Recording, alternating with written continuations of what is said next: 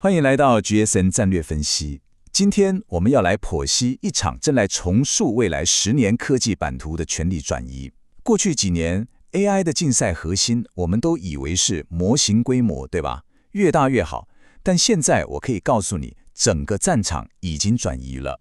这是一场关于效率的战争，它的焦点已经从训练成本的军备竞赛，彻底转向了推理成本的盈利之战。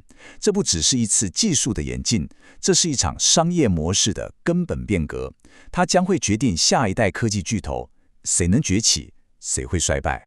这句话可以说是非常精准地定义了我们现在所处的时代。AI 的竞争本质已经从谁的模型更大，谁的参数更多，彻底转变为谁能用最低的成本来运行它。你想想看，当那些顶尖模型的能力慢慢开始趋于同质化，就像当年的通用处理器一样，演算法本身就不再是那么稀缺的资源了。那真正的护城河是什么？不是演算法，而是极致的经济效益。未来的胜利将属于那个能够以最低的单位成本完成最大规模推理的玩家。好，那么我们先从这场转变的起点来谈起。也就是说，在 AI 投资那股狂热退潮之后，一个非常根本的经济问题开始浮现出来了。在这里，我们必须先建立一个基础的战略认知，才能看清楚这场权力的移转。模型的训练它是一次性的巨大投入，这对应到企业的财务报表上就是资本支出，也就是我们常说的 CAPX。这是一场只属于少数几个科技巨头的军备竞赛，比的是谁更有钱，谁能买下数万张的 GPU。但是模型的推理，也就是我们实际在应用它的时候，这是一种持续性的成本，它对应的是营运支出 OPEX。这才是一场全世界所有应用开发者都必须面对的生存之战，因为你的用户每一次点击，每一次互动都在消耗你的现金流。这就是问题的核心。你看，在2024到2025年，整个市场为 AI 的潜力投入了数千亿美元的资本支出，这没问题。但时间进入2026年，所有投资人，整个华尔街，他们只问一个问题：利润在哪里？如果每一次推理的成本还是那么高，那 AI 就永远只能是一个昂贵的实验品，它就不可能成为一个可持续的商业模式。一个没办法规模化获利的技术，说到底，终究只是泡沫。所以结论其实非常明确，盈利能力而不是模型的参数数量，已经成为衡量 AI 成功与否的全新基准。当模型的性能慢慢趋于饱和的时候，决定一间公司利润的关键就从资本投入转向了营运效率。你的推理成本直接定义了你产品的毛利率，也决定了你在市场上的定价能力，以及你最终的生存空间。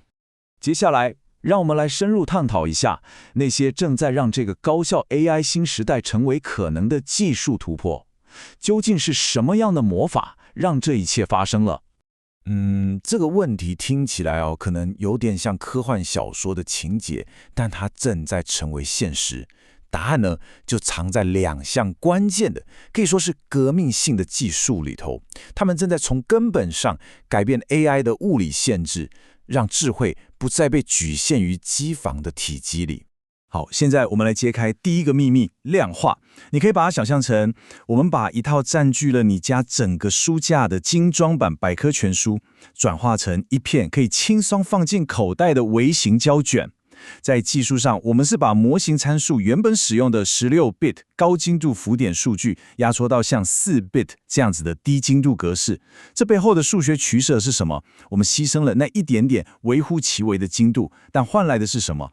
记忆体的需求直接减少了4倍，而运算速度呢是成倍数级的暴增。这就是为什么一个原本需要伺服器等级硬体才能运行的 AI， 现在可以在你的手机上本地端直接运行。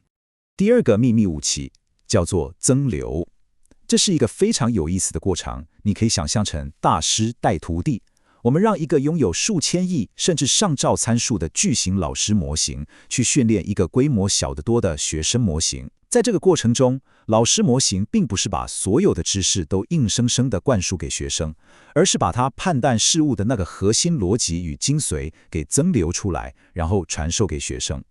这就使得这个小模型能够继承大模型的智慧，但却不用继承它庞大的体积。这也就是为什么我们现在看到有些中等规模的模型在特定任务的推理表现上，却能够展现出那种惊人强悍的实力。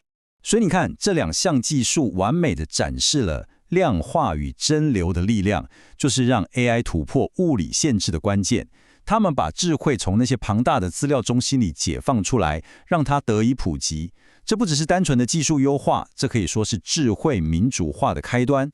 好，谈完了软体跟演算法的魔法之后，现在我们来谈谈那个真正主宰着 AI 未来的终极约束条件，也就是能源。请大家务必记住这个单位 J 斜 token， 也就是焦耳权杖。进入2026年，我认为这将是衡量所有 AI 效率的终极指标。它衡量的不是运算速度有多快，而是能源效率有多高。也就是说，每生成一个字需要消耗掉多少焦耳的能量。这个数字将会直接决定一家公司的成本结构，甚至它的生死存亡。我们必须对物理法则保持着绝对的敬畏。算力其实只是表象，在2026年，算力就是电力。所有在推理端的竞争，最终都会回归到能源效率的竞争。这也解释了为什么那些科技巨头们现在开始纷纷投资能源生产，甚至去研究核能技术。因为他们非常清楚地认识到，一个国家的电网才是限制 AI 规模化发展的那块真正意义上的物理天花板。所以结论就是，能源效率是 AI 时代最终极的护城河。电力成本它就像一道看不见的算力税，附加在你每一次的 AI 操作上。谁能够把这道税率降到最低，谁就能在这场漫长的持久战中最终胜出。在这个全新的现实之下，整个产业的发展正走向一个非常关键的岔路口。有两股巨大的力量正在引领市场走向两条可以说是截然不同的技术路径。这张图非常清晰地对比了这场史诗级的对决。在一边是微软和 OpenAI 所主导的云端 AI 路径，他们的核心战略是什么？是极致的规模化。他们在超大型的资料中心里，透过软硬体的整合优化，来不断地降低单位推理成本，主要服务的是企业级的非常复杂的运算。而在另一边呢，则是苹果和 Meta 在推动的边缘 AI 路径。他们的核心战略是极致的隐私与低延迟。他们要把推理运算直接锁在你的个人装置上，比如你的手机、你的眼镜。我认为这两条路径，他们没有绝对的谁胜谁负，他们是为了解决不同的问题而演化出来的平行轨道。他们将会共同决定你我未来跟 AI 互动的方式。你是要依赖一个在远端无所不知的巨型大脑，还是要随身携带一个非常懂你而且能保护你隐私的本地智慧助理？那么讲了这么多，作为一名战略家、开发者或者是一位投资者，你到底应该要关注哪些指标，才能够驾驭这个全新的格局呢？这里有3个前瞻性的北极星指标，可以帮助你看清楚谁正在赢得这场盈利战争。第一，权杖成本降低率。这个数字直接反映了一家云端 AI 公司的核心竞争力跟它的毛利空间。能够持续降低这个成本的公司，就代表它拥有更大的定价弹性，还有再投资的能力。第二 ，ASIC 采用率。我们要观察专门为推理设计的 ASIC 晶片是不是正在大规模的取代通用的 GPU。这预示着市场从通用计算走向专用计算的成熟，也代表效率战争已经进入了白热化。第三，离线应用渗透率。这个指标衡量的是边缘 AI 的发展，代表着到底有多少 AI 功能是真的可以摆脱对网络的依赖，实现了本地化。这对于消费者的隐私，还有创造新的应用场景来说，至关重要。归根究底，这场从训练到推理的权力转移，它的本质其实就是智慧从神坛走入人间，从遥远的云端走进我们掌心的过程。它的核心在于让过去那种遥不可及的强大智慧变得触手可及，变得个人化，并且在能源上是可持续的。